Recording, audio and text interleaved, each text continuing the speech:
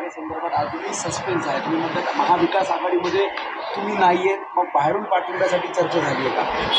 मी महाविकास आघाडीमध्ये नाही आहे हे 100% बरोबर आहे आणि महाविकास आघाडीमध्ये जाण्याचा प्रश्नच येत नाही. यापूर्वी सुद्धा मी वेळोवेळी स्पष्ट केलेला आहे. मुद्दा हा आहे की त्या ठिकाणी भारतीय जनता पक्ष आणि त्यांचे मित्र पक्ष विरुद्ध इतर अशी जी काय लढाई आहे त्या लढाईमध्ये उद्धव बाळासाहेब ठाकरे यांच्या वाट्याला ती जागा आली असं मी ऐकलं आणि तेव्हा त्याच्यामध्ये ही जागा पारंपरिक माझी आहे, मी त्या ठिकाणी सातत्यानं लढत आलेलो आहे. तेव्हा आघाडीनं उमेदवार उभा न करता किंवा शिवसेनेनं उमेदवार उभा न करता मला बाहेरून पाठिंबा द्यावा आणि ही लढत मी सहज जिंकू शकतो हे सांगण्यासाठी म्हणून मी आज या ठिकाणी आलेलो होतो. सकारात्मक चर्चा झाली, निर्णय झाला नाही, परंतु चर्चा आमच्या चालू राहते. राजू सर, उद्धव ठाकरे यांचा तुमच्याकडे आग्रह आहे की तुम्ही मशाल या चिन्हावर निवडणूक लढवावी. तुम्ही म्हणता की अपक्ष उभं राहून तुम्हाला पाठिंबा हवा आहे. तसा प्रस्ताव आलेला होता, पण मी त्यांच्या लक्षात आणून दिलं की गेली 25 वर्ष मी वेगवेगळ्या निवडणूक लढवल्या, त्या संघटना म्हणूनच लढवलेल्या आहेत किंवा संघटनेनं स्थापन केलेला 2004 सालीचा स्वाभिमानी पक्ष आहे, त्या पक्षावरच मी निवडणुका लढवलेल्या आहेत. मी आयुष्यात कुठल्या इतर पक्षाच्या चिन्हावर निवडणुका लढवलेल्या नाही आहेत. त्यामुळं आत्तासुद्धा असा काही वेगळा विचार करण्याचा माझ्या मनात विचार नाही आहे असं त्यांना मी स्पष्ट सांगितलं. अजून त्यांचंही जागा वाटपाचं चालू आहे. तेव्हा तुमचा जो प्रस्ताव आहे तो आमच्या विचाराधीन आहे, लवकरच आपण त्याच्यावर निर्णय घेऊ असं त्यांनी सांगितलं. तुम्ही जर बाहेरून पाठिंबा दिला तर तुम्ही महाविकास आघाडीला?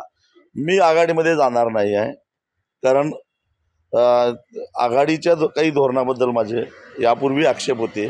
2022 साली मी आघाडी सोडलेली आहे आणि त्यावेळी जे आक्षेप घेतलेले होते ते आक्षेप अजून त्याचे हे झालेलं नाही, त्याचं खुलासा झालेला नाही. उदाहरणार्थ आज 12 जिल्ह्यामधून जाणारा जो शक्तिपीठ महामार्ग आहे त्याच्यामध्ये 27,000 एकर जमीन शेतकऱ्यांची जाणार आहे आणि अक्षरशः कवडीमोल किमतीनं जाणार आहे. ती दुरुस्ती कधी झाली? बाळासाहेब थोरात महसूल मंत्री असतानाच्या काळामध्ये झाली आणि फार मोठ्या प्रमाणामध्ये शेतकऱ्यांचं तिथं नुकसान होणार आहे. त्याचबरोबर ऊस उत्पादक शेतकऱ्यांना 3 तुकड्यामध्ये ऊसाची FRP द्यायचा निर्णय हा त्याच काळामध्ये झालेला आहे आणि असे निर्णय जेव्हा शेतकरी विरोधी होतात तेव्हा त्याचं समर्थन स्वाभिमानी शेतकरी संघटना कधीच करू शकत नाही. तरीही तुम्ही महाविकास आघाडी किंवा शिवसेना, आमचा आक्षेप उद्धव बाळासाहेब ठाकरे या पक्षाबद्दल नाही आहे, कारण त्यांची अजूनही शेतकऱ्यांच्या बद्दल असणारी जी भूमिका आहे ती सकारात्मक आहे आणि म्हणून आम्ही त्यांच्याशीच फक्त चर्चा करतो. शेवटचा प्रश्न, तुम्ही 6 लोकसभा मतदारसंघ लढवणार आहात. आम्ही तशी तयारी केलेली आहे. पण जर तुम्ही लढवत असाल तर महाविकास आघाडीच्या मग महाविकास आघाडीकडे जातच नाही ना आम्ही. मी सांगितलंच आहे, आम्ही 6 जागांची तयारी केलेली आहे, पण तो निर्णय आम्ही कार्यकर्त्यांच्यावर सोपवला आहे. कारण तुम्हाला माहिती आहे की आम्हाला काही कुणी इलेक्ट्रोल बॉन्ड देत नाही किंवा कोणी पैसे देत नाही. कार्यकर्त्यांना पदरमोड करून निवडणुका लढवाव्या लागतात. तेव्हा आम्ही या 6 जागावर निवडणुका लढवू शकतो, परंतु शेवटी कार्यकर्त्यांनी स्वतःची आर्थिक ताकद बघून निर्णय घ्यावा असं त्यांना मुभा सुद्धा आम्ही दिलेली आहे. पण समजा जर हातकणंगलेमध्ये तुम्हाला महाविकास आघाडीनं पाठिंबा दिला तर अशा वेळेस फक्त एकच जागा की अन्य जागाही लढवण्याचा विचार आहे? त्यावेळी जरतारचा विचार आहे तो, कुठला पक्ष कशा पद्धतीनं वागतो.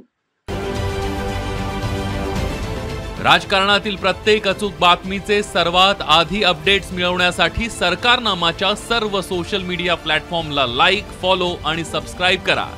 तसंच सर्व नोटिफिकेशनसाठी बेल आयकॉन प्रेस करायला विसरू नका.